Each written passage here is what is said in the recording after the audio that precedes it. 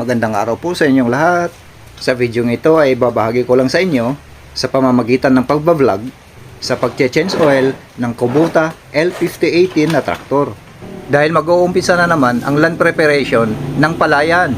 Bago natin ito isabak sa putikan at bugbugang labanan, ay sisiguraduhin natin na ito ay kondisyon na.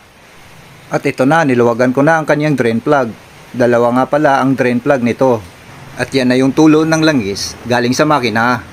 At ang sunod nating tatanggalin ay ang oil filter. At dito siya nakalagay sa may gilid lang ng makina. Pero bago natin yan matanggal, kailangan muna nating tanggalin yung cover sa gilid.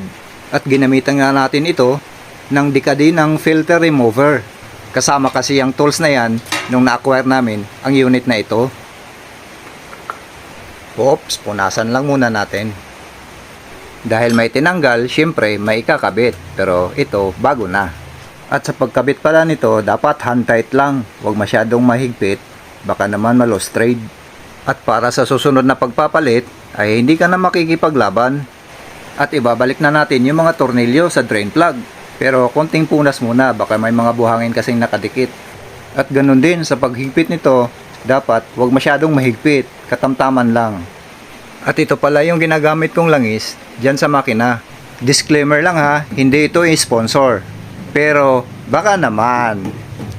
Sa modelo pala na traktor na ito, Kubota L5018, ang laman ng makina ay 7.6 liters. Pero para masigurado ka, kailangan i-check mo na lang sa dipstick. Dapat hanggang dyan lang yung langis. Huwag mong pasubrahan. Kasi pag sobra, maaaring dahilan kasi yan na magkakaroon ng leak sa iyong makina.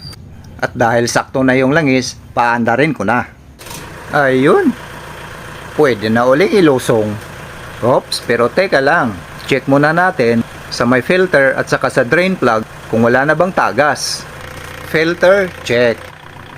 Drain plug, 1 and 2, check. Very good. So hanggang dito na lang. Maraming salamat sa inyong pagtiyatsaga. Magandang araw po. Hanggang sa muli.